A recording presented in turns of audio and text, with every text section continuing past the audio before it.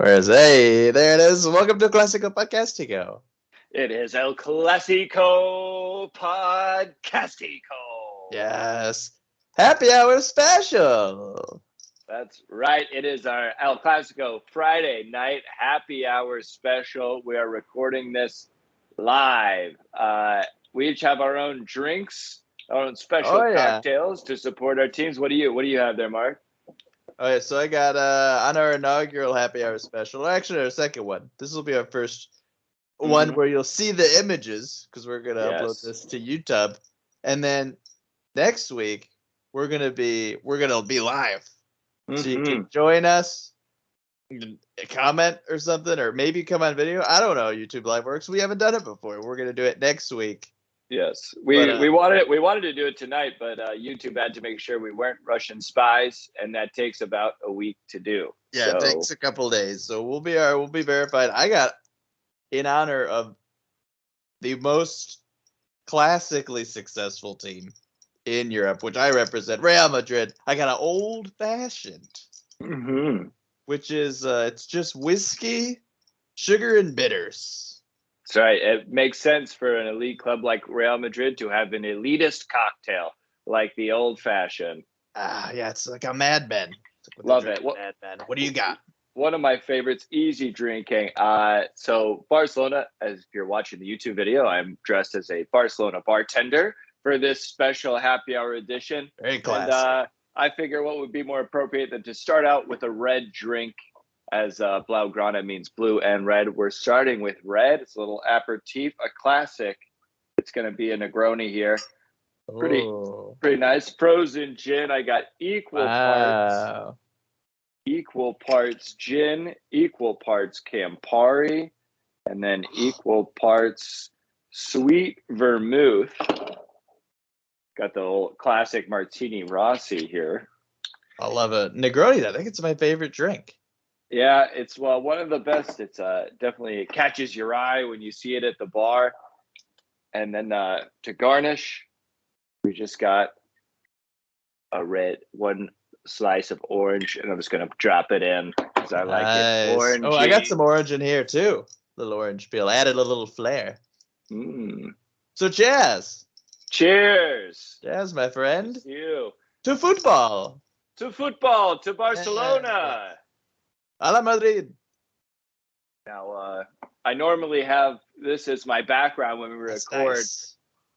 When we record, but I think just to be able to see the drinks clearly and to know where I'm coming from, you should see my real background, which is this. This is where I am, my studio. Some of you may know it as the Void or the Great Beyond, but I am coming to you live from footballing heaven because Barcelona are absolutely on a tear, playing angelic football. We've turned the corner and we have ascended to Valhalla. I know there's still plenty of time left in the season, but we're looking great. We're on a tear on the Europa League.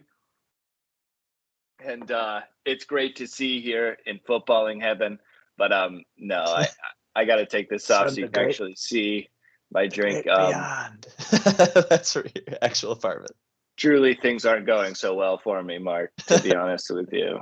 I've seen better days. We've seen better days. Once Messi left, he sort of took all of the wallpaper and most of the paint and all of the furniture with him. So it's been a rebuilding process, and we're still rebuilding, but we're looking better every day. And I'm so glad we're here on El Clasico Podcast to cover it all at a monumental time in the history of both of our clubs.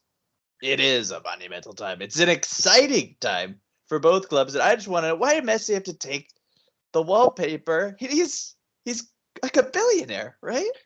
Well, yeah. I know Ronaldo's a billionaire. Messi's got to be up there, right?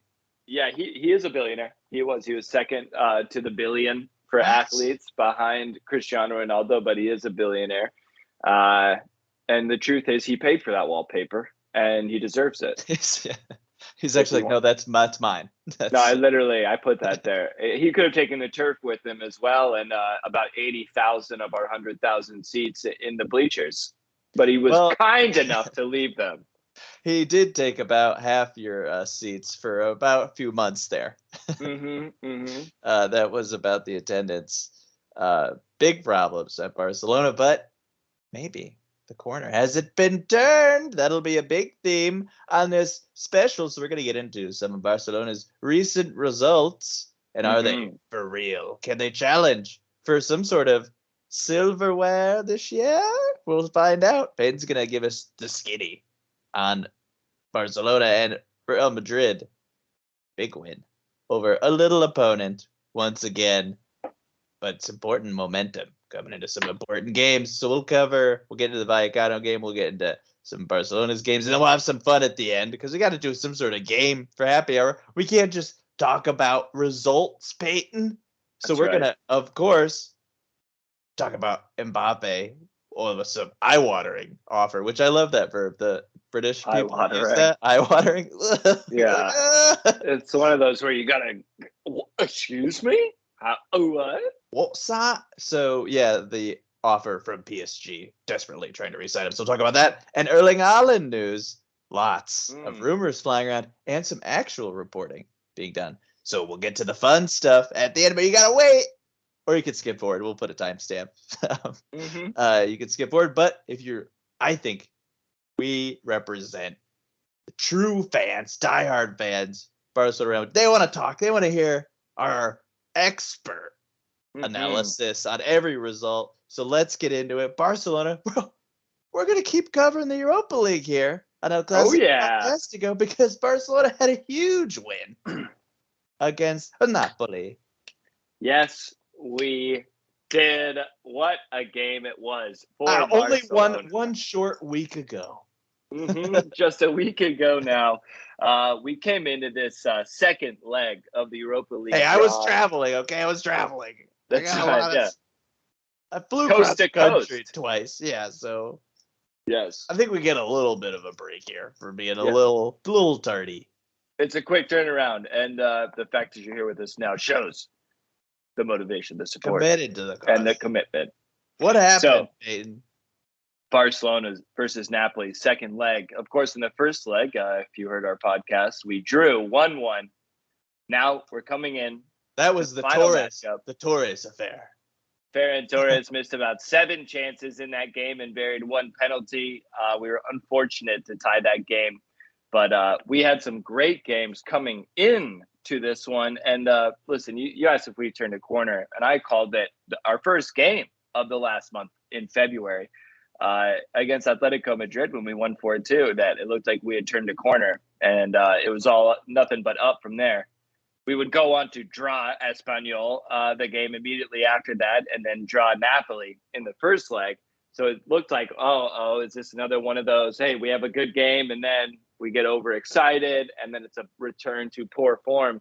But after those 2 draws, we have seen a rocket ship in red and blue coming out of Barcelona. Incredible. 4 goals in each of their last 3 games.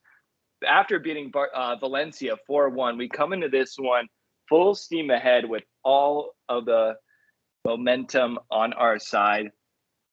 And we're playing in the Diego Armando Maradona Stadium in Naples away.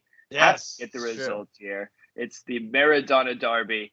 This is our lineup. Of course, it's a 4-3-3 because it's Xavi and it's Barcelona. We got Ter Stegen in goal from left to right and back. Jordi Alba, Gerard Piqué, Ronald Araujo, Serginho Dest. Our best 4 options across the back, if you ask me.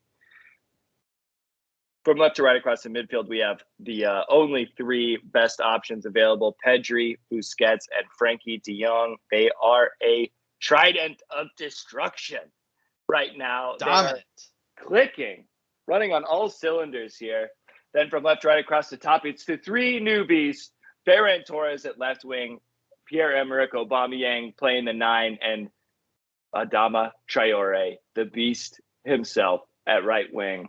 And what a start we get off to, indeed, Mark. And this is round of 32, by the way. That's right, round of 32. So if Barcelona just needed a simple win, 1-0 would have done fine. No more away goals rule, so 1-0 win would have put them through to the round of 16. Sorry, go ahead. Not at all. And by the way, we'll have to talk towards the end of this about the new Champions League rules that are coming into place in 2023 with such things as a round robin instead of group play, which will be very interesting.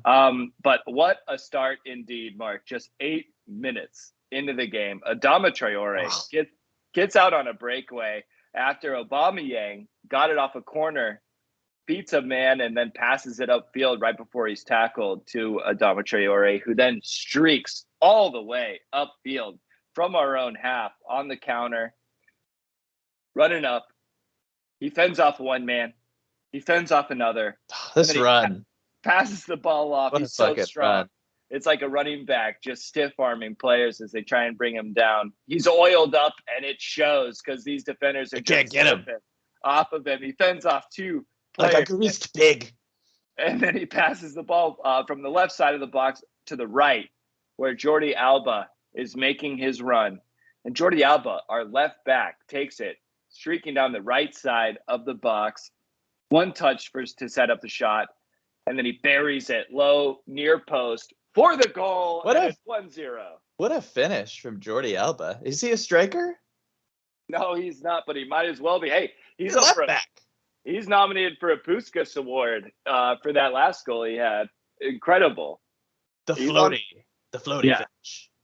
This was just lightning football from first Traore. What an impressive player he's been. Already has a couple of assists now after he was widely panned for coming in. People were like, Adama Traore, fun guy. Yeah, looks cool, sure. But let me see him do something in front of goal, right? That was the narrative. Right. Can't score. Can't finish. Can't assist even. I think he had single-digit assists in his Wolves career, which spanned some years. Already big piece of the Barcelona attack so far, Payton. Couple assists already.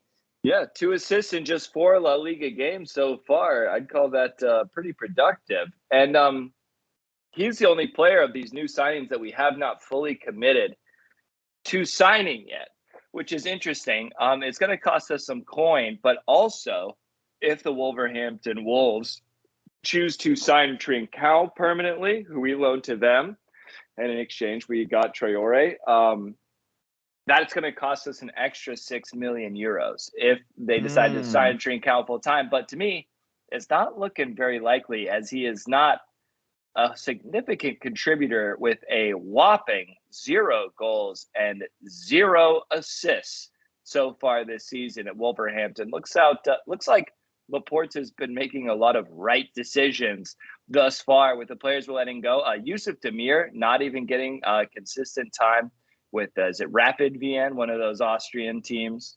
Yeah, I like that. It's got an adjective. I love those. Yeah. They're fast.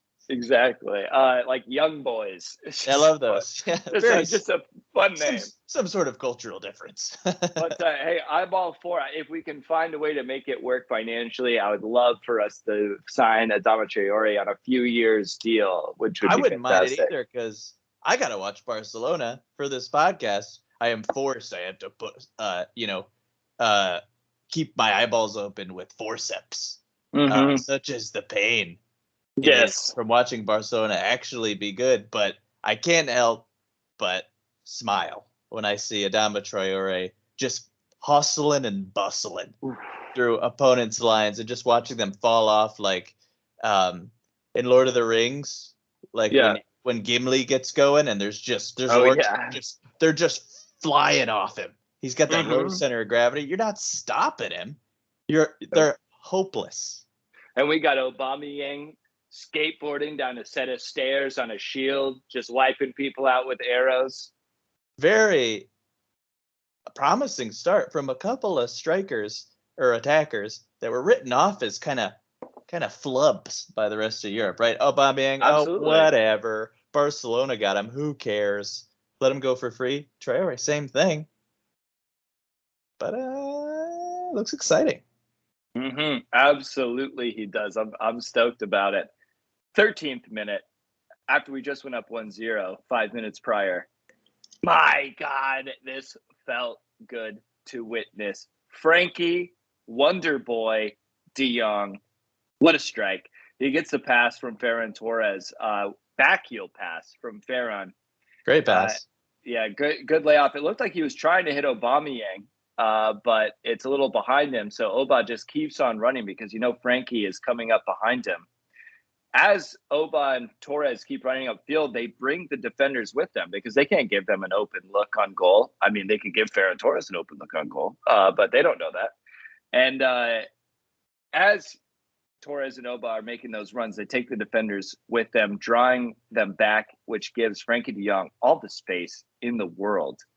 He just takes a few touches, takes up about 25 yards from goal, and he puts in world no class. Ray Hudson. I would love to hear Ray Hudson describe this goal. Man, he had some tweets. Can you try? Can you try? Do a Ray Hudson here. Hang on, he had some tweets for it, like, and I'm gonna try and find it right now because they were fantastic. Here we go. We're getting there. De Jong is from outer space. That's Jamaican. I mean, there's two goals by Barcelona. What is Ray Hudson's accent, though? Really? So here it goes. Barcelona. That's how it spells it. Golazo. Napoli stretched out like spandex on Fort Lauderdale Beach with 3 hearts fries. And then frickin' hell. Hashtag Barcelona. De Jong with mutant fly's eye vision and a touch as soft as a mother's kiss at bedtime. Punishes the net with 100 roses of a shot. Two goals by Barcelona against Napoli that seriously would give anyone who loves and appreciates the game a physical arousal that will last more than 4 hours. Just a couple jams. We miss you, Ray Hudson. We miss you and we love you. I love he's not hiding behind entendre. He just goes right for it. I have a boner for Frankie de Jong. Oh my gosh, incredible start though. Ray Hudson is not wrong. I was aroused. Yeah, it was I think you described it well to me, and only FIFA fans will understand, but it was an LBRB, so it was a finesse chip long shot. This was from 25 yards, and he floats it but spins it into that far corner. Kind of a unique action on the ball. So delicate, so perfect. No chance for the keeper on this shot. Rooted to the spot like a ficus. Yeah, he absolutely is. Meret is just nothing he can do. All he can do is stand and appreciate the beauty that had been scored on him. No chance here. And you guys are 2-0 right now, right? And it's inside 15 minute. And you just got the sense from Napoli. They just seem to die inside. Yeah. At this moment, and I know you're going to get to the rest of the game, but it felt like you guys were going through after this goal. Yeah, absolutely. That it looked like a weight had been lifted off of our shoulders, and a dark cloud had gone over Napoli as they realized what they were in store for this afternoon. They weren't ready for this new look Barcelona. Xavi reformed successfully so far. Barcelona, I mean, best January transfer window I've seen from us in 5 years, if not more. Most successful, completely turned this team around. Everyone is playing at their top level who's playing regularly. If they're healthy, they're putting in good work, great minutes right now. Got to be scary to see that kind of change happen in about a week if you're Napoli. Yeah, I mean, that first game you guys dominated too was just the incredibly, historically wayward finishing by just one guy, which was so strange. Yeah. Like, I want to know the last time somebody's taken 9 shots and missed them all. I think Messi actually had a game like that a couple of years ago. Yeah, probably. But, and he didn't correct that even. It wasn't like we needed him to come through to win this game. We found other ways, and we've become so much more creative. I mean, Pedri, you cannot overstate how he's completely taken over the game. He's 19 years old. And already you're seeing all these free agents, like these youngsters out of Brazil and Spain, and they're like, he's the new Pedri. Pedri's the new Pedri.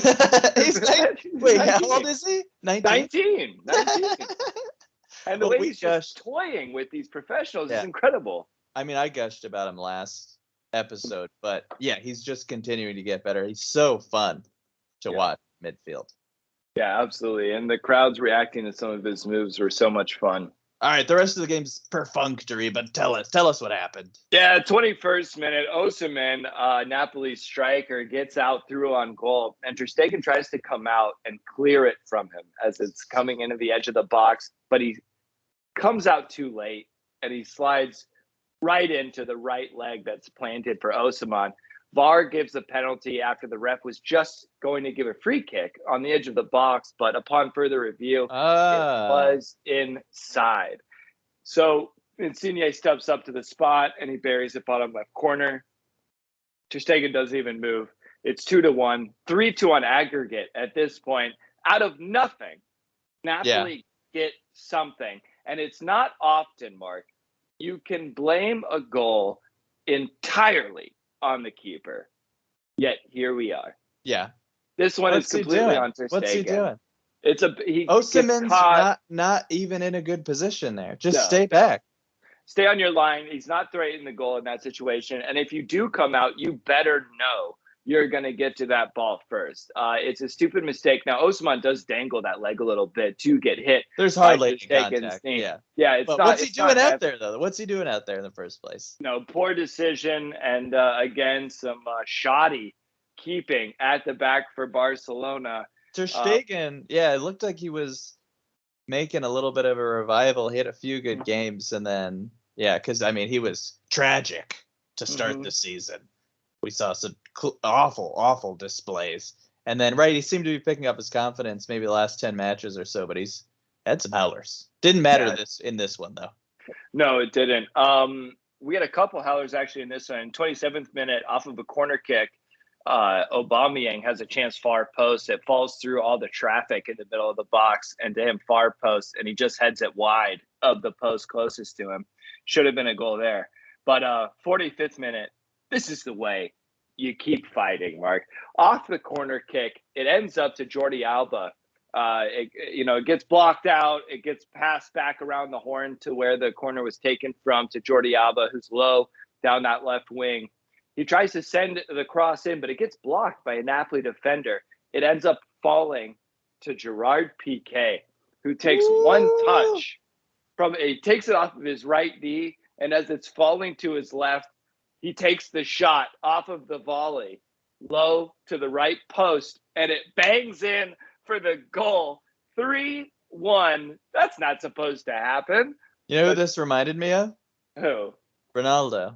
He would do this all the time. The ball would fall to him. He'd just ping it back up to himself and then finish from the tightest. This is a tough finish from Piqué. Yeah. It's off his own little volley kind of deal, right? He kind of hits it up to himself, and then I didn't know he had this in his locker. No, it's really impressive. You got to control that ball, settle it, get the right touch to put it on your left foot, but you also have to have that memory, that spatial awareness of where you are in relation to the goal and where the keeper is. A lot of calculations being made in milliseconds there. Maybe he did learn a thing or two playing against Ronaldo all those years. So important also to get goals like that right before halftime too. Such big momentum swings. And again, it's really Napoli were down for the count, and kind of this whole game they got that lucky Osimhen penalty against the run of play, but this really buried them even deeper. I mean, if the coffin was already halfway down, all of the pallbearers dropped it at this point, and it was in the bottom. There's dirt. The dirt getting piled on top of the coffin. It was over at this point. I mean, it just felt like a total capitulation. I think Napoli's coach, was it Inzaghi or is he Inter? Whoever it was. No, yeah. He's bald. The bald guy. Yes. I'll look him up. But he's got to be in trouble. This was a bad performance by Napoli. It was, and Dries Mertens' last European Championship fixture, as he'll be he'll be leaving, and Lorenzo Insigne coming to the MLS. So two legends of Napoli no longer competing for any kind of Europa League title at all. But gotta love it. We took all of the momentum from our Valencia game into this match, and outside of Ter Stegen, we have been absolutely flourishing. It's halftime, and it's 3-1, and I feel like I can finally watch a game in peace. No pressure. Luciano Spalletti. That's right, Spalletti. Oh, but they're in for the Serie A title, so they'll be fine. Oh, okay. All right. Well, maybe they'll get something in Italy. I doubt it, though. Not the way they've been playing, because in the 59th minute, this ought to seal it. Second half, Adama Traore takes his man on the right wing after a couple minutes of perfect team passing. I mean, we are pinging the ball all around Napoli, and it is so great to see. We're looking so fluid, so crisp with our passing and moving. Traore is unstoppable down the right wing. Whoever is matched up across from him, may God have mercy, because he is going to do what he will with that ball down the right wing. He sends it across to what looks like Frankie de Jong in the box, but Frankie steps over and lets it run on to a waiting Pierre-Emerick Aubameyang, who one-times it exquisitely into the top right bins for the goal. Is this a complete game we're witnessing right now? 4-1, Barcelona, and the route is on. Yeah, this was your best game. This is your best game of the season. This is your best win of the season. I don't think there's any question about that. You guys dominated from start to finish, had all the chances, and then the big difference between this and some other good games you guys have had, you finished all the chances. Yeah, pretty much, yeah. It was like pinpoint finishing from multiple guys. Yeah. Which I don't think I've seen from you guys this year against a quality opponent. Let me add that last part, right? Mm-hmm. That's Napoli are 1 point behind Inter for the title in Italy. They're a solid team. We were talking about this going into the first leg, that I thought Napoli were probably the second best team behind us in Europa League. So it's a tough challenge to start the tournament for us. Yeah, and flying colors. Yeah. Because you got anything else? Because that was the last goal, right? Yeah. Well, no, because it's 4-1 at this point. We almost 4-2. That's right. Yeah. Aubameyang maybe should have had a goal in the 65th minute. Once Pedri puts him into space, his touch is just too heavy, and the keeper was able to slide in and take it. He should have had another one. That's true. But 87th minute, it's a goal for Napoli near the death of the game, as Nico Gonzalez, he had been subbed in. He got tackled, and I mean tackled literally, in the box by a Napoli player, just wraps him around the leg and drags him down, which leaves Politano open to run onto the ball and drive it low into the near post. Ter Stegen does it. Nice finish. Yeah, lame. It was a foul on Nico, but everyone's like, whatever. We know it's not really making. Yeah, they gave it to. They're like, okay, make it fun. Give them the goal so they feel nice going home. But they're on the bus. Yes, unfortunately, it did not matter. We win the game 4-2. What a freaking performance all around from Barcelona. Got to give Pedri and Frankie de Jong dual players. Oh, I love that. The young guns. Absolutely. Great one. And we move on. Did you see who he drew for the next round? No. Without looking. We drew Galatasaray. Yes. Okay. I did know that. Which is darn good news. If 90%, you're an FC, you guys are 90% to win the next game. Well, what? Galatasaray are in a mess right now. They did just take Gazprom off of as their sponsor, because they are Russia's largest natural gas provider. So that's some good news. But the bad news is they also fired their manager just a few weeks ago. Oh, jeez. The new one's not looking good, and they're currently 13th in their league. Yeah, so they're like the PSG of Turkey. Yeah. Yes. On Reddit subreddit, on Barca's subreddit, there's a few Galatasaray fans that came in and just say like, It's been a fun tournament, and I just look forward to seeing a team like Barcelona, like when we're playing. So it's looking good for us. We took care of business. Now we have a team we're supposed to be 1%. All right, Galatasaray has a 1% chance to win the next game, according to 538, and I have never seen 1%. Yeah. It even gave Sheriff Tiraspol like a 3% chance to beat us, which was then true. Yeah, it turned out well. So hey, you can never be too careful. That's great. Now our job is to just keep focus in that game. We'll probably be playing a lot of second stringers in that one, because we'll be focusing on trying to claw our way back into La Liga contention at that point. But I think it's a good matchup for us. And with our form, the form we're in right now, I don't know if we're better than Real Madrid, but we're certainly competitive with you guys. And for Europa League, we have to be odds-on favorites to take it. Yeah, so that's the fun discussion to have now, right? Are Barcelona, have they caught up to Real Madrid? Because there's a little match. I don't know if you've heard of it, dear listeners, called El Clasico. The namesake of this podcast, the 2 times a year when people listen to our podcast. Yes, that's right. Just kidding. Guys, I know it's the name of the match, and I know it's the name of the podcast, but we do all of the games. It's like when people only go to church on Easter and Christmas, and the pastor's like, there are other services every Sunday. We're here every week, guys. But that is on March 20th. I'm already frothing at the mouth. I've almost been captured by a couple of animal control vans because I'm out there. I'm growling in the street. I'm ripping at bootlegs because I can't wait to taste that sweet, sweet flesh of El Clasico in just a couple weeks, Peyton. How excited are you? I am so excited for this El Clasico, doubly so because it is right around the time Ansu Fati is expected to make his long-awaited return.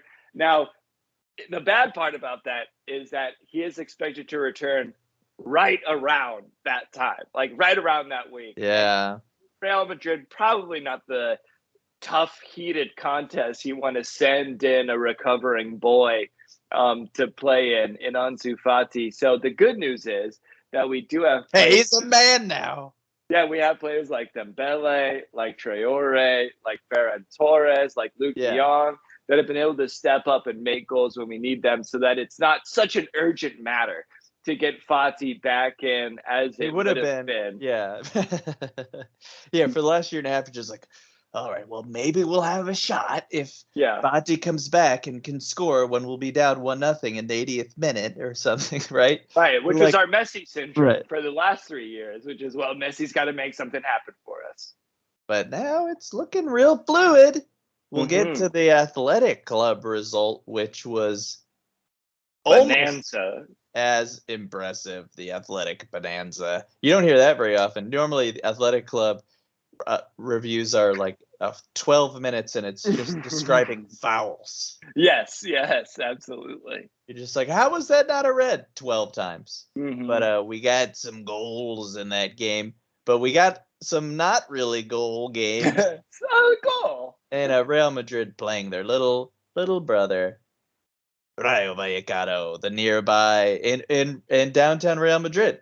I mean downtown Madrid. You can take a bike to Rayo Stadium. Only holds about 10,000 people. It's fun to look at the attendance numbers because they dip violently when they face Rayo Vallecano. It goes from like 40-something thousand in the half full under construction Bernabeu to like 9,995. Yeah. Rayo Vallecano also been in poor form as of late, haven't they? Oh, Peyton, you nailed it on the head. Rayo Vallecano coming to this game. They were in the Champions League spots early this season. 11th in La Liga. They score a startling 1.12 goals per game, like a 2014-2015 Barcelona. Right. They're just knocking them in. Alvaro Garcia and Falcao, they're top marksmen. I think Messi was averaging that by himself that year. Oh, yeah. Yeah. Yeah. 5 each. Oh boy, look out.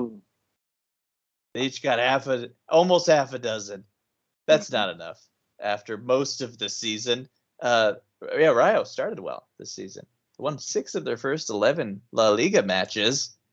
They're in the Champions League spots. I think they were as high as 3rd. They've lost 5 of their last 6, 4 straight coming into this game against Real Madrid. But as always, it was an interesting match. They don't make it easy. It never is. Real Madrid beat Alaves in their last game 3-0, but it was scoreless for 65 minutes before Asensio uncorked a prayer and got us all 3 points. Of course, we scored a couple more. Benz and Vinny each got on the score sheet. Vallecano really just come back to earth, though, the 13th in team strength in La Liga, according to 538. So maybe they're just falling back to earth. Alaba not going to play, our new star center back, the Austrian, not to be seen, the Austrian general, as he's quickly becoming known. Our leader in defense, Vinny, Benz, Asensio up top, Cruz, Case, Modric. Who else in midfield? Mendy, Nacho, Militao, Carvajal in defense, and the big Belgian leading the line at the back, Thibaut Courtois. Our actual best player this year. Everybody's talking about Benzema and Vinny. I don't know. Would we be in first without our handsome Gumby? Couple real nice saves in this one. You could just cut and paste that audio and put it in every single game. Yeah. He is just a beast of a goalkeeper. I don't think we talk goalkeepers. They just don't get as much love as strikers. They're ungainly. They're often not the most attractive humans. Right? Strikers are always very handsome. I don't know why being an attacker also is associated with being handsome, but I think it's kind of true. Yeah, I think so. Goalies, their arms are too long. They look kind of like not well. Usually. Yeah, their proportions are just off. They have no chest. It's like but Thibaut, hey, he might not have the looks of a Greek god, but he has the hands and reactions of him because he saved us again. In this one, Asensio showed early, maybe he should be our starting right winger for good. Against Granada, and Alaves had the winning goal. And in the first minute, got a shot on target for us against Lucas Zidane, the son of Zinedine Zidane. He's the starter now. That's crazy. He played a total of 2 appearances for Real Madrid. Didn't even, nepotism doesn't always go all the way. Because, man, how about that be like, hey, son, you're 3rd choice. Right. But I mean, I guess he would be to tough. Got to be one of the toughest positions to crack because there's just one of them. Yeah, it's just one. And man, waiting for an injury can go on for years because that's generally when you're going to get your shot. But nice job, Lucas Zidane, to keep it 0-0. Asensio, good shot, good pass by Carvajal. 5th minute, Case picks it off. First time's it to Benz. Asensio wide open top of the box. Ooh, should have done better with that one. It's just a dribbler to Luka. Yep, got to hit that well. Asensio, that's who you're expecting to get a nice curl on it. Wrap your foot around it. Yeah, wrap your foot around it. It's an awful miss. Early, 17th minute, even Bayu. Not pressure on the right. Good cross for Sergio Guardiola. Any relation to Pep? I don't think so. I tried looking online. I don't believe so. Almost played for Barcelona. We talked about him a few years ago. Had that tweet incident. Yeah. But missed his big chance. Now he's playing for Rayo Vallecano. That's quite a step down. No shade to Vallecano fans. But missed the header here. Good save by Thibaut to get down. What else is new? 24th minute, Marco starts the move by kicking it first time into space for Carvajal. Nice little combination play happening on that right side. Marco Asensio and Danny Carvajal. That's not a statement I've ever said. So it's good to see some unexpected offense. Real Madrid usually so dependent on that left side, and Vinny making it happen with Benz kind of combining and then moving closer and closer into the box. But the right side having some early success. It's a save by Lucas Zidane. This 1-2 Asensio. I thought this was initially just a little wide. It's a rocket of a shot, and only Lucas Zidane's fingertips keep it. from being 1-0. Oh, what a great save. Asensio had some real mustard on it, but not to be. 34th minute, Mendy suicidally passes directly to the high-scoring Alvaro Garcia. Remember, he's got 5 goals in this season. Look out! Takes a few touches, shoots, and he looks exactly like that 5-goal scorer. High and wide. Big opportunity here. Easily could have scored. Got to put that in there. Frustrating as a Barcelona fan to watch that. Mendy, awful. We've seen this from Real Madrid. Some of our guys not the most skilled at passing out of their box. No, we've seen the high press be a bit of an issue for Real Madrid, and that's something Barcelona have shown in spades that they have over the last month and a half, that it's only getting better, our high press. So I'm excited to see how that plays out in El Clasico this month. Yeah. Well, you've seen Mendy do this, right? He's not the best at the tight control and tight passing. He's been taken advantage of a few times and given away some awful chances. Usually it's Casemiro we're talking about doing this. Casemiro seems to do about once a game. He'll pass it directly to the opposition from his own box. 39th minute, Casemiro pokes it home, though. 1-0 off a Cruz pass. Just offside. Well, and I thought he was just offside, but also he kind of controls it with his arm as it's coming down. Oh, okay. Yeah, I didn't see that. Casey Keller thought it was a push, which Casey Keller sucks because that was not a push. I've roasted Casey Keller before. He's an awful commentator. Yeah, he's very biased as a keeper. He's just looking for any kind of abuse happening from the offense to the defensive side on those set pieces. I think I think that's a good way of describing him. He's also like watching warm milk. He's about as exciting. Yeah, it's also like getting advice from me as a former keeper. I mean, me and Keller were basically 2 degrees away from proficiency and professional goalkeeping. Right. He in the MLS and I in my local youth soccer organization. Yeah, he's no Gianluigi Buffon. No, he is not. No Iker Casillas. No, not at all. Stays 0-0 anyway. 55th minute, best opportunity in the game for Rayo. It's a snap. Header by Mario Suarez off the corner. Thibaut paws it away, though. Great save. This was fired in. Jeez, that is so difficult to react and stretch out like that to get a save. You've seen let a few of these in this year? Ter Stegen. Yes. You've seen him just not quite have the reaction time to get to these. This was... And it goes right by his head. Like, I've seen a few of those this year. Yeah. But Thibaut doesn't have that problem. It's incredible reaction time to get it over the bar. 61st minute. First minute, I think I'm in a parallel universe, Payton, because there's no way that Ancelotti made a sub before the 80th minute. He did it. With a significant amount of time left to make a real contribution. What in the Sam Hill is going on? Fede, and it's my favorite guy, Fede Valverde. I am going nuts over here. Fede comes on for Casemiro and immediately makes an impact. 73rd minute, running past 2 defenders, finds Luka Modric in the box. He's wide open, takes a touch. Gotta finish this, Luka. It's off the post. So close, that big ugly white thing. Almost gets the curl on it. Would have been a brilliant one for my all-time favorite player, Luka Modric. I don't know, Peyton, if I told you that, but I switched. It was Marcelo, but Modric, he's taking what used to be Ronaldo. We know why that's not the case. Modric is more appropriate because he looks like if you were a professional footballer. Yes, exactly. He would be exactly. He's who I wish I would have emulated. But in second grade, of course, I thought I didn't like soccer because my ankles got wet. Yeah. So like that. That was that, Peyton. But Luka Modric is holding that torch for little weird looking white guys everywhere. Yes, he is.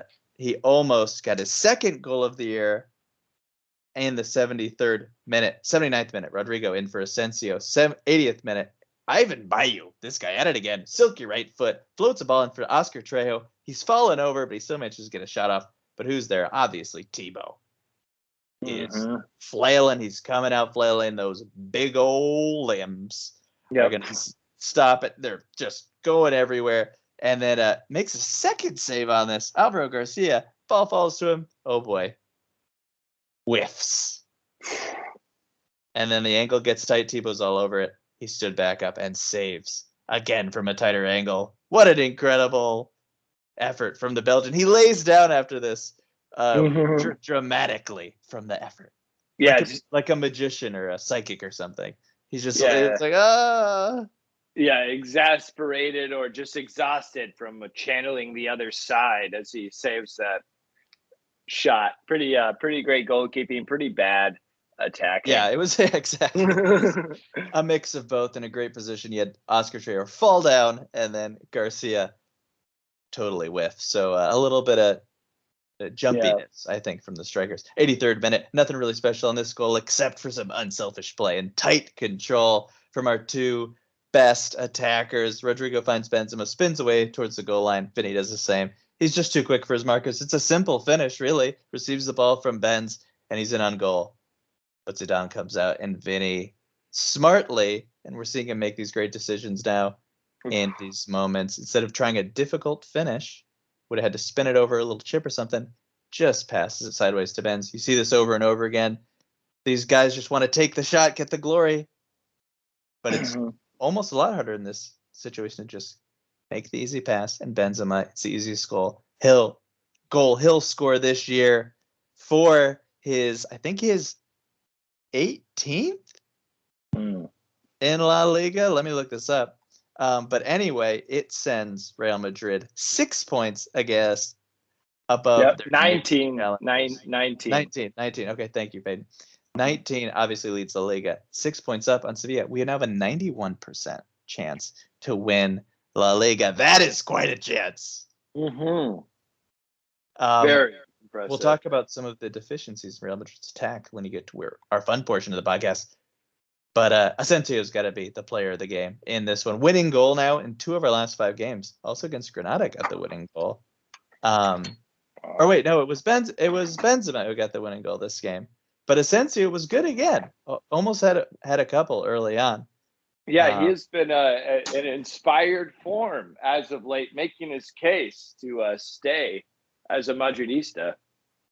Well, we'll talk about some of the attacking reinforcements that Real Madrid might have soon. But let's get to Barcelona's last game, and then let's get to that fast, and we'll do the fun stuff. All right. Let's get into it for Barcelona. Oh, you're making another drink? I'm making a second cocktail to celebrate Barcelona's second game, worthy of a special drink all its own. I'm breaking out the frosted martini glass here for this one. This is a fun one. Our last drink was red, as you recall. This one is going to be blue to complete the Blaugrana theme of this happy hour that we're doing. I got a little Bombay dry gin here. Ooh. 1 part's Bombay dry gin. Then we're going half blue curacao. That's going to give it a lovely little blue hue to that's this fun. drink. And then even less, basically a half, but I'm not a big vermouth person. You know, you like just the essence of vermouth in your martini here. Kicker. Yeah. Exactly. Just a little something to smooth it out and put it over the top. This is what it looks like as I'm building it in the glass. Barcelona. Ooh. Coming into this game against Athletic Bilbao, scoring 4 goals in each of their last 2 games. And now we have a chance to take on Athletic Bilbao at home in the Camp Nou. What a game we would see, proving that Barcelona are truly in form and ready to come back as perennial leaders of La Liga. If we were playing with this team at the start of the season, Mark, we'd be right in there right in the chase You're 15 points back, so that's quite. I don't know about that.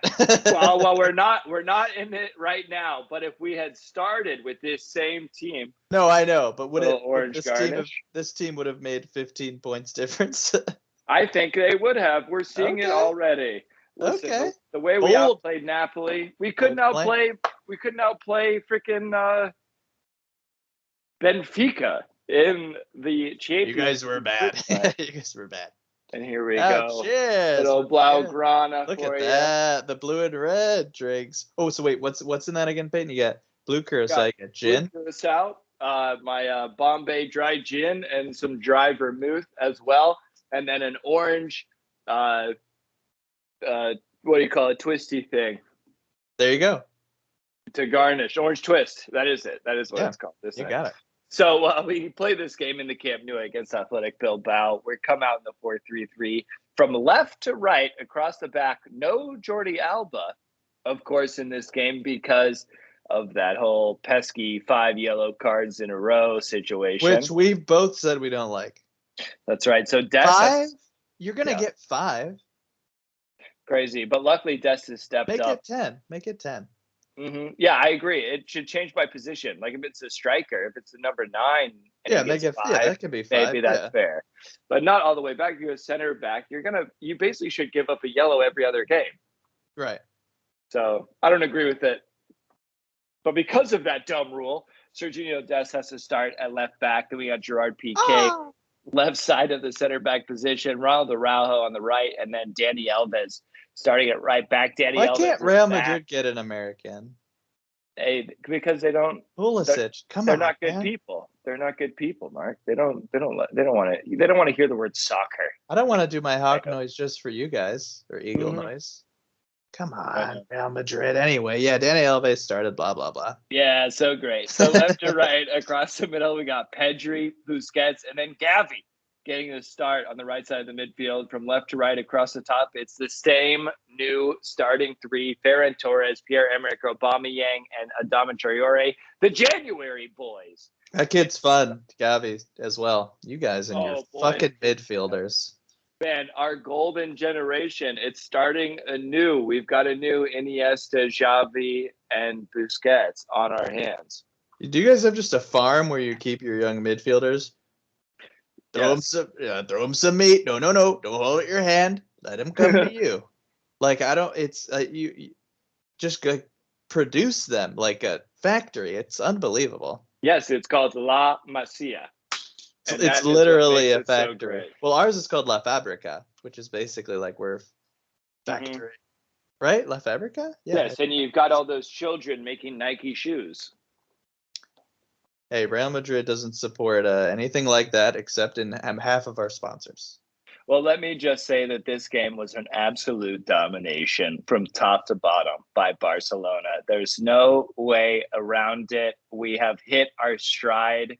And business is booming in Barcelona. Tell us about the goals, Peyton. 37th minute, Pierre-Emerick Aubameyang gets a goal off of Piqué's crossbarred effort from a corner.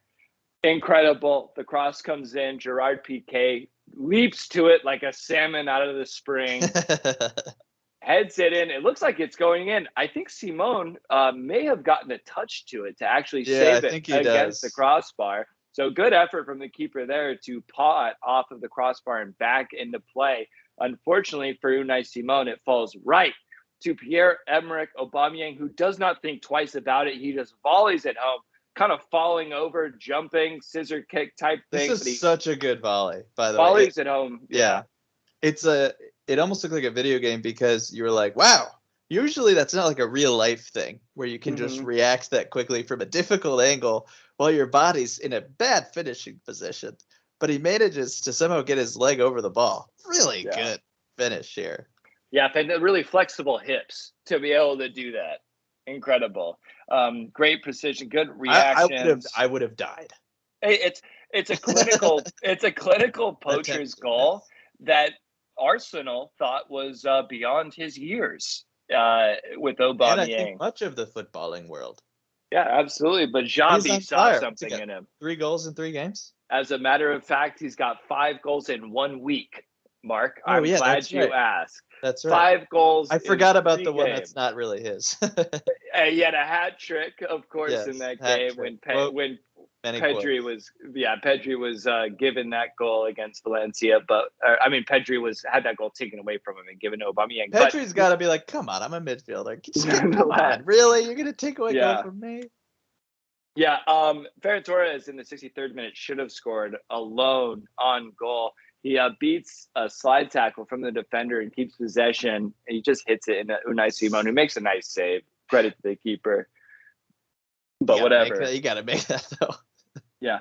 73rd minute. Mm-hmm. My word, what a goal. I should mention in the 66th minute, Frankie de Jong and Ousmane Dembele came on for Gavi and Ferran Torres. And that leads to this just a few minutes later. What a goal.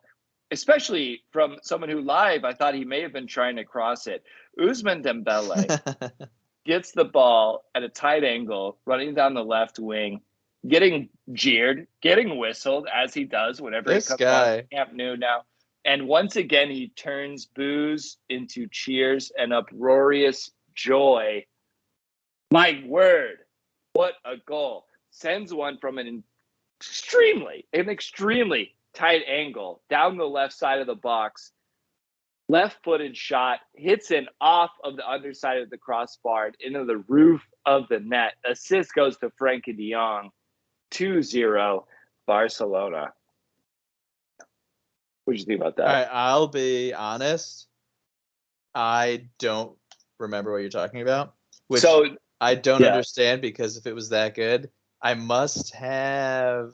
I'm looking at it right now. Yeah, check it out. It looks. At first, I didn't realize that it even gone in, because it was like a hockey goal where it hits like the back of the net and then comes back out on the other side. So I thought it like hit the crossbar and stayed running like along the line, but it actually hits off the crossbar, goes into the back of the net, and rolls around the other side and back out. I'm embarrassed because goal. I don't Beats think him near post. Beats the keeper near post. This hasn't happened before on El Clasico by Clasico, where I'm stumped. It's all right. Check it out. You'll enjoy it. It's quite a kick. Frankie de Jong immediately. Well, what a guy though, right? He's fighting against. I mean, having your own fans root against you and still being good regardless. And professional, and just playing football. And then once he scores, he runs up the sideline and runs to Gavi, who leaps into his arms in celebration. Some good camaraderie going on in that locker room right now. And you see it if you watch the Barcelona training videos. Xavi always has them doing really cool, like teamwork, like chemistry building drills where they may not be like physically exerting them to the max, but it's like 5 guys holding a blanket and having to throw a ball over a goal, and then the other team catches it on theirs. It's all about communication and making decisions in real time as a unit. Oh, that's fun. It works. It works. So 90th minute, shortly after Luke de Jong came on for Aubameyang and Nico Gonzalez came on for Busquets, and Adama Traore came off for Memphis. I am looking at some real crazy YouTube videos. What are you seeing? It's just a guy in a mask and like 4 TVs around him. Dembele goal versus Bilbao. Yep. Yeah, man. You go on. Wow. Yeah, YouTube is a real. Yeah. It's a real hole for. I'm lucky it wasn't like a FIFA recreation of it. Well, anyway, 90th minute. Koeman's man. The man Koeman wanted to sign.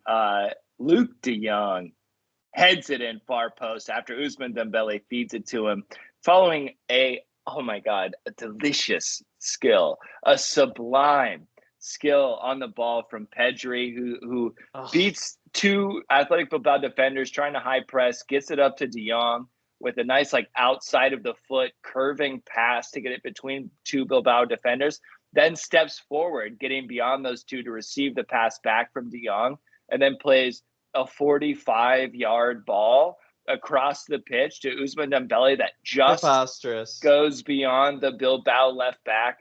Incredible football that we're seeing from Pedri. He is absolutely world class, and I'm finding it difficult to debate Xavi when he says he is the most talented footballer at his position right now in the world.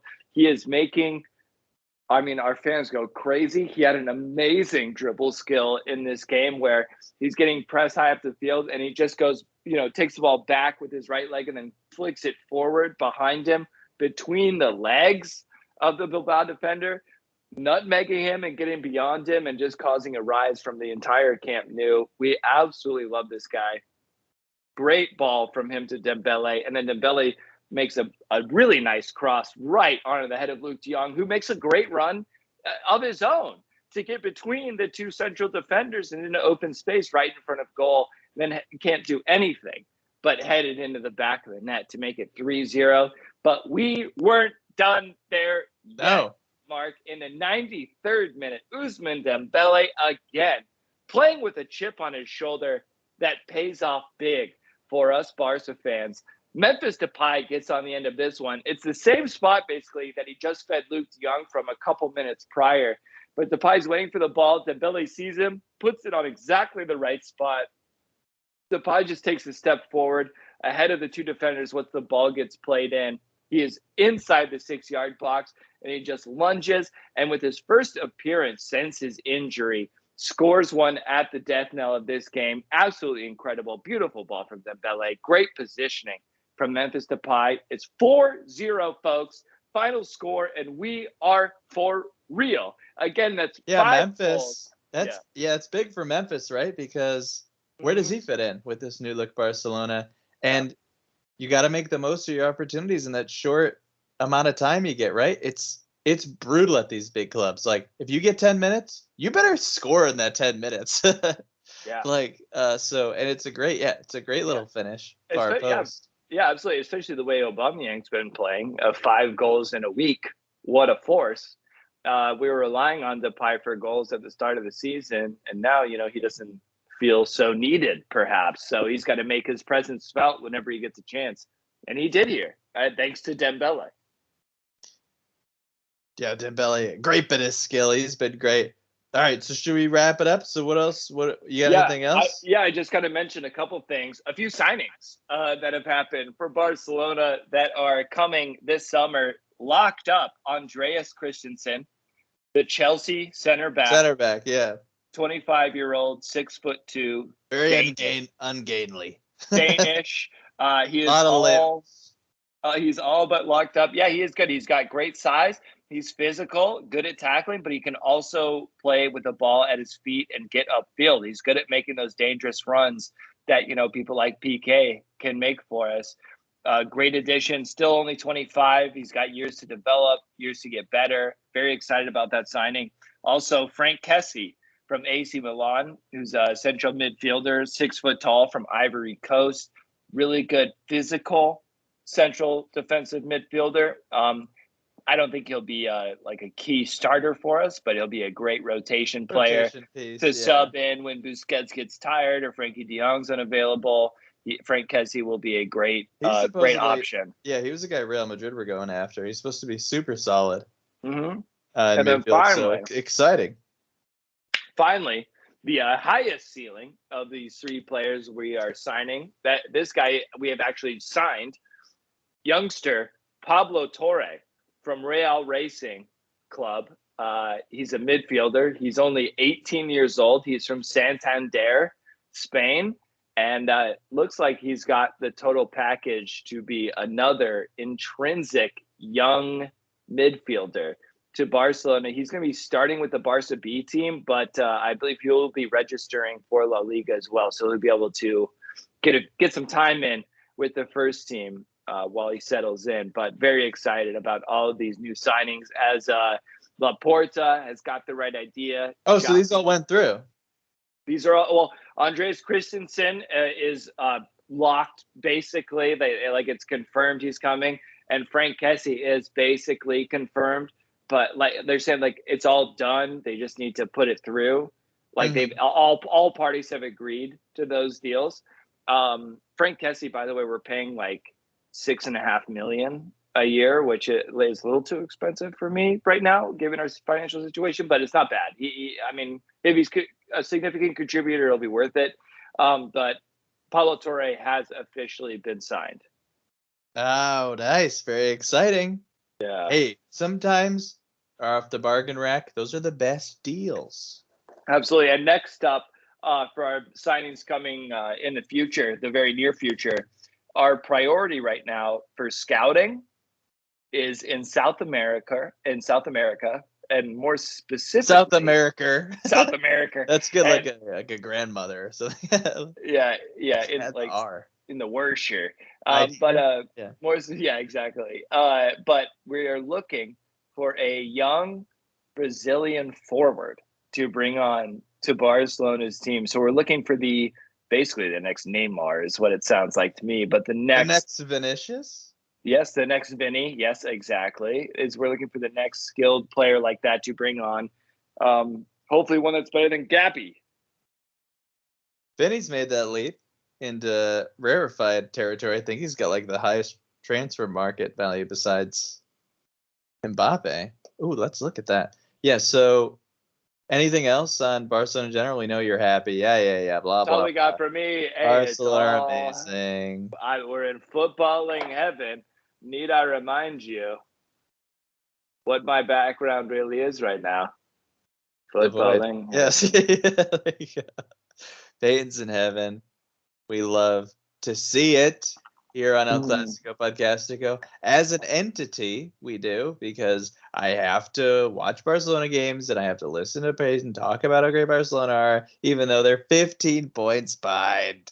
You got to listen to how terrible we've been for the last year and a half. Hey, we were bad for a year. We were awful for a year and a half before that. Yeah, that's true. We seem to switch off our rebuilding years, but maybe the rebuilding is over at Barcelona. But we're going to see for sure this summer. I can't wait to see what our teams look like going into August. What a great transition, Payton, because our last segment, we got to talk about Mbappe's, eye-watering sum from Paris Saint-Germain, $100 million per year, which doesn't seem like a sum that should be possible. So it's 100 million, because I had heard 150, but 100 million sounds more realistic. Yeah, so I had heard 100 million gross, which comes to about 50 million net per year. Okay. So like Messi, they're giving him the Messi deal. Gotcha. Well, because they have limitless money. Right, which doesn't seem correct. But okay, so here's my big question. Yeah. What would you do? What do you do, Payton? So say you're killing Mbappe. Do you go to Real Madrid, your boyhood dream? Or do you you're going to take less money at Real Madrid. Real Madrid are going to offer you maybe half that. Okay. Half. Maybe about 60%. I think I heard 30 million. You know, the amount he's probably worth, right? Right. I mean, that's what you pay top footballers these days without going bankrupt. Mm-hmm. Do you stay with Paris? He's French. He's from there. That's true. I think he grew up but his heart really is with Real Madrid. That's where he grew up. Leonardo, the sporting director, I mean, I feel silly quoting him because obviously he's going to say this. He says all signs point towards Mbappe changing his course and staying at PSG. What do you do, Payton? Give me because I'm obviously too biased. I can't comment on this. What do you do from Mbappe's perspective, and what do you think's going to happen? Give me both of those real quick. Well, it's like, first, what size do I want my yacht to be? Yeah, it's like he's already a multi-millionaire. He already has more money than he could ever spend. I get the helipad on it? Do I get an Olympic-sized swimming pool or just a regular swimming pool? Yeah, exactly. No, I mean, so as I think we've seen from almost all of these young stars that come up in the footballing world on the main media platform that they tend to look for. They have their own ideals about where they want to play and the things they want to achieve. I think Real Madrid's just natural growth has been leading towards him going to Real Madrid, his like ultimate dream team to play for, to be a Galactico. And this is his chance to be one of those, I mean, the biggest Galactico that we've seen since Cristiano Ronaldo, if not even more so, because I think he's done. I don't think it's debatable. He's done more at this stage of his career than Ronaldo did. So what's so interesting? Yeah, what's so interesting, The Athletic had a really good article on this. They were comparing Messi and Ronaldo's early career production to Mbappe and Haaland, and there's no contest. Haaland and Mbappe are what they were at like 23 at 18. They both were. Yeah. Like they're both consistent finishers before they could drink, which is not something. Right. Oh, well, if they lived in the US. Sure. Yeah. I mean, it's incredible. I think they're both on pace to be better players in their careers than the two basically best, most prolific players ever. What I've learned just from seeing players like Zlatan and David Beckham go through PSG, I watched Neymar's documentary recently on Netflix. That's new. And now it's like a 4-part mini series that goes through his career. And what I've learned is that no one is happy at PSG. Nobody likes playing there. No one likes playing for their owner, who is very stern and difficult, I think would be a good adjective to use for him. So I think Mbappe wants out and he wants to go to a storied franchise like Real Madrid, not this, really false club in PSG, like artificially inflated beyond their means, like none other, except maybe Newcastle now. But PSG, oil money, yeah, it's just all. Yeah, as soon as the oil money came in, they became a world-class contender. But it's not a real team. It's a super team. It's like the LA Lakers. They look good on paper, but once you put them on the court, it's another matter entirely. So yeah, I think. What do you think he does? I think he's going to go to Real Madrid. I think he's sick of playing in Paris. He's played that out. Does he want to stay and desperately needs to win a Champions League trophy for PSG? I don't think he has that in him. He didn't start as a PSG player. It's not like he grew up in the PSG system and he's, feels that kind of loyalty to them. He's been there 5 years. I don't know. I feel like it's time. I feel like it's played it out. Yeah. Yeah, exactly. I think it's a natural time to leave. I think he'll go. I think he feels trapped there, and they're doing. And PSG realized I'd say that after they turned down 200 million euros, which euros are more than dollars. That's like $250 million they turned down for Mbappe, who was on 1 year left of his deal. Real Madrid, I hope that Real Madrid have done enough to show him. Now, that was really just a grand gesture. They knew it was probably going to be rejected. Probably a small part. I'm guessing maybe 30% of Real Madrid's calculation was like, maybe they'll just take it. Right. We'll offer them this, again, eye-watering sum, and they have to take it, right? And then somehow they didn't, because apparently money is no object, which is really just an incredible concept that my brain does not take in, like, you're like, wait, how can it not be it's clearly not, though, if you're going to give somebody $250 million to play 2 years, which is unheard of in sports. That doesn't seem right. Messi hasn't gotten that much money. No, because it doesn't seem real. No, it doesn't. I don't know how that actually makes the money. I don't know. Maybe it does.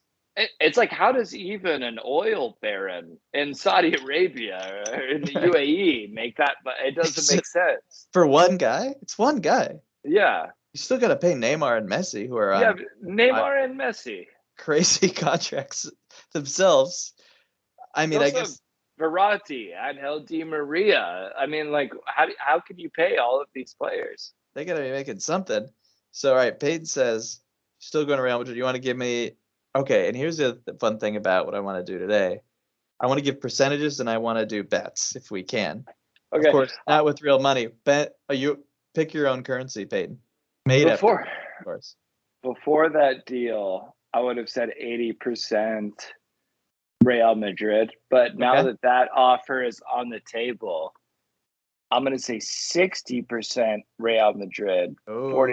40% PSG. I'll give you the money. I'll give you the option. You want to put some fake money on it? Sure. Keep track. We'll keep track. I'll bet. We'll add it to our bets we got at the beginning of the year. I'll bet 25 Fati coins. Oh, okay. For what? And you'll get the odds you just said. 6-4.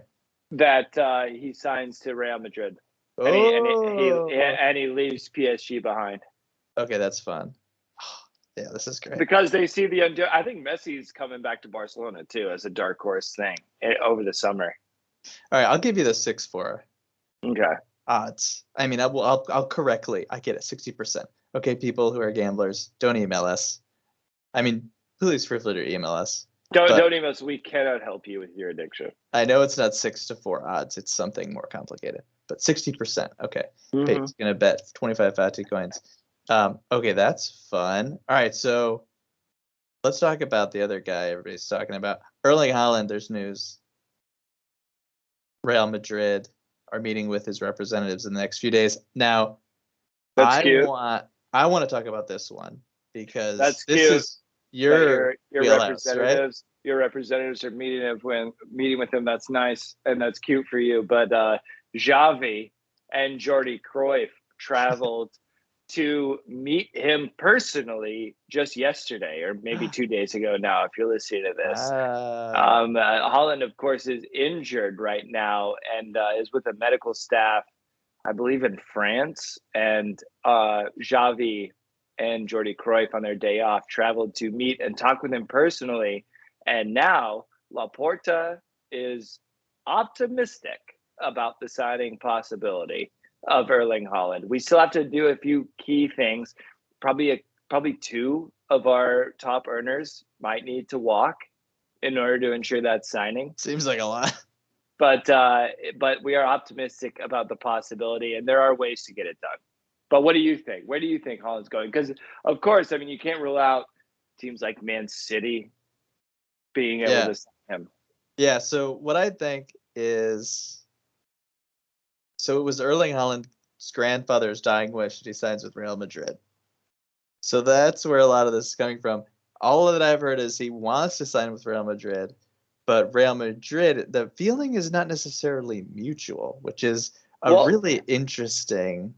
So if you don't get Mbappe, is it now the Haaland deal? That right. So this is where. So I would have said no probably to Haaland because you're going to throw our money on Mbappe. But if Mbappe, I feel like even if we're not 100% sure that Mbappe is going to happen anymore, which is probably maybe entering their minds, maybe we're thinking of it more of 80, 20, 70, 30, which is what I think. Mm-hmm. I think there's now a little bit of doubt now that he's been offered a Godfather deal, right? So like, can he really turn it down? I don't know. Right. I don't know. I don't know what I would do. I might just take it. I've been thinking about it. I was like, wait, if these lunatics just offered me like basically a blank check for the next years, don't you just take it and then reevaluate then? He'd still only be 25. He could still come to Real Madrid then. I'm sure there's a part of him that might be thinking about that. So I would just, from a Real Madrid perspective, I would get way more, if I was Papa Flo, I would get way more aggressive with Haaland at this point. Mm-hmm. Yeah, I mean, it seems like Nasser El Khelaïfi was just like, offer him whatever we can. And so you're almost kind of like, well, once again with PSG, I don't know that I can deal with that situation because I don't know, they've done something where they have unlimited wealth. I don't know. But I can deal with Borussia Dortmund. They do not have unlimited wealth, and I have a good Papa Flo, and Real Madrid have a famously good relationship with the team from Germany. They've traded players like on loan multiple times. Rainier Jesus is currently a Real Madrid player on loan at Dortmund, which hasn't worked out great. But anyway, it's besides the point. We've seen deals go through with them in the past. So I could see this one getting done. It's weird because in my mind now, I almost view the Haaland thing as being done faster. Yeah. I think it's maybe 50-50 or 60-40 Real Madrid get Haaland, and then it's maybe a little bit more likely that we get Mbappe maybe 70-30. But it kind of feels like we might get both of them, because if it feels like we might not get either one, I think it puts Real Madrid in a position. We've been stockpiling money for years. You guys have money, but we have much more. Yes. Because of the way we've managed our finances. Feels like we might get both now, and I wasn't quite as sure of that a little while ago, just because the Mbappe thing seems to have maybe not been, it's not 100% anymore. Mm-hmm. So, yeah. I don't know. That's interesting. I wonder what kind of pull. I don't know how close. So in other words, you just throw everything at both. You might end up with 0. You might end up with 1, but you might end up with 2. Whereas before it felt like throw everything at 1 and don't worry about the other one, right? Yeah, and nothing frightens me more than the prospect of facing off against Haaland and Mbappe. I don't know how close Haaland was to his grandfather, but seems like Real Madrid is his first choice. But it's the simultaneous nature of the negotiations with Mbappe that makes the Haaland Mbappe partnership more possible, I think. Mm-hmm. And yeah, so it'll be all the twists and turns. I can't wait. I'll bet $10 we get both. Wow. What odds do you give me though? What do you give me for odds for both of them? That's my hot take. Mbappe, I'll go. Because you said 60-40 already, so I'll take that. So what are your Haaland? Well, all right. Whether he goes or stays, like I said, 60-40. So if you're taking that in that Mbappe stays, right, at PSG, or that he comes to Barcelona? 40%. So 40%. You got Mbappe. Okay. 40% goes. Then Haaland, I'll say 3-1 that he doesn't go to Real Madrid. More likely that he doesn't. Okay. 3-1 that he does not end up Blanco. Oh, okay. Okay. So I'll combine those and we'll get to it. But I'm gonna put 10 Benzema bucks on that. All right, I like that. Should we preview the weekend real fast? We'll do it a couple minutes. Real Madrid take on Real Sociedad on Saturday. Sociedad led by Mikel Oyarzabal, who now has 8 goals. He scored about 1 in his past 25 games. He had like 7 in the first 5. Very funny. And they got also Alexander Isak, supposedly good striker, had 17 La Liga goals last year, really fallen off.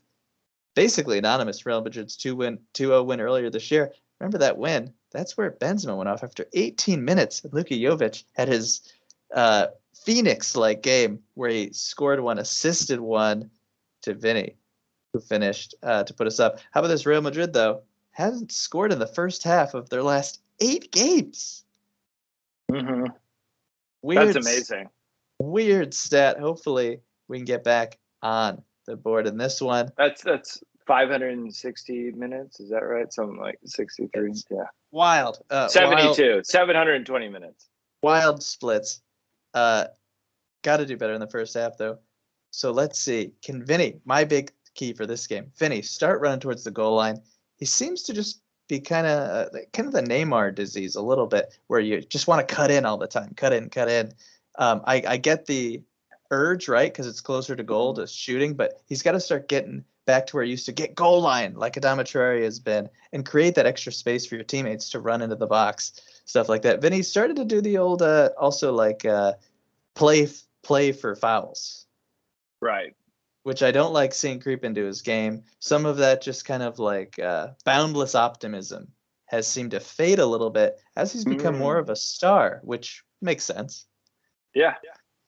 But I'd like to see more of that. Just taking your man, get into the goal line, create some opportunities for your teammates. He seems to be plateauing a little bit since the start of the season. Yeah. So that's my big key to the game. I think if he can just go at the Sociedad defense like we know him to, where he would dominate games. Remember those where you just be like, this kid is unstoppable. I want to see that in this game. Sociedad don't score a lot of goals, so I think it'll be a low-scoring one at the Bernabeu. Alaba will be back. Cruz out with a minor injury. Fede Valverde, very sad, out with a sickness. Kind of weird. It's just funny they call it sickness. I guess on the website, on the Madrid website I was looking at, we'll probably see my man Camavinga. I love that guy. Won't see too many rotations ahead of PSG. That's not Carlos' thing. Mendy and Case can't play in the PSG game anyway. Yeah, let's get 90 minutes out of him. We'll see Vinny, Benz, Asensio, Modric, Case, Camavinga, hopefully played on the right, where he can cut in and do all those dangerous things with that left foot. Mendy, Nacho, Militao, Carvajal, and Thibaut. Hopefully he doesn't start Alaba. I think he will, though. I think he will. Alaba's come back from an injury, but injuries aren't something Carlo believes in. So I think Vinny will be aggressive, and I think we get a 3-1 win at home. I think it'll be too much, and we're off of on a little bit of a mini winning streak now, having beaten Alaves, and we'll win going in to PSG. Excellent. Wait, let me pick a goal scorer. How about Vinny gets 2? All right, that's solid. Vinny, he should. It's on the cards for him. Comeback game. All right, what do you got for your rapid preview? So Barcelona will be playing against lowly Elche in this matchup. Elche currently sitting 13th in La Liga. Barca sitting at 4th, but with a game in hand on Real Betis, who sit up just 1 point above them. I think it's all but third place for us so far. We are 10 points down from Sevilla, but 2 games in hand on second place Sevilla. So could be just, 4, maybe 5 points down once we get those 2 games back. And then, of course, 15 points down from Real Madrid, but a game in hand, so it could be just 12, depending on how we play. Just 12. Against Elche in this game. 538 gives us a 62% chance to win this one, 22% chance of a draw. I don't think Elche has a chance in hell, but 538 gives them 16%. I think this one, I think this one, though, we are going to run amok in this game. It is away in the Martinez Valero Stadium of Elche, but I don't think it's going to make much of a difference. I think we're going to run ransack on this team. We're going to take everything they own in Elche. Our starting lineup, if the news is to be believed, we're going to be resting Ferran Torres for this game with Ousmane Dembele taking its place in the starting lineup. So left to right across the top will be Ousmane Dembele, Pierre-Emerick Aubameyang, and Adama Traore. That's a formidable front 3. I don't care who you're playing. You're going to be shaking in your boots lining up against those. And then in the midfield, it's going to be Pedri, Busquets, and Frankie de Jong. There can be none other. They're absolutely controlling the game against whoever they dominant right now. Love to see it. From left to right, across the back, Jordi Alba is again available to play in La Liga after his yellow card suspension. Then we have Gerard Piqué on the left side, Raul Araujo on the right. And I bet we see Dani Alves getting the start again. Serginho Dest has been getting the nod these last couple of games. Serginho Dest will be sitting for Dani Alves in this one. And I predict an absolute rout with Ter Stegen in goal. It's going to be 5-1. Whoa, a 5 spot. 5 goals in this one. It'll be an absolute rout. I think Adama Traore gets in on the scoring. He'll get 1. Pierre-Emerick Aubameyang will get 1. Ousmane Dembele will get 2. And Pedri himself, Pedri the golden boy, will get 1 in this game, and it will be 5-1. I'll give Lucas Boye, the forward for Elche, a goal. That guy's good. It'll probably be out of nothing, and he makes something happen. He is very good on the ball. So we'll give him 1. Maybe our defense lapses towards the end of either the first half or the end of the game. 5-1 victory, decisive. We are on a roll. Hey, we just made it through a gauntlet of a February, playing really tough competition, stiff competition throughout the month. Now we're leading into a more lax month of March with Elche, Galatasaray, Osasuna, Galatasaray again. Wow. Right before it all reaches a pinnacle of El Clasico Podcastico.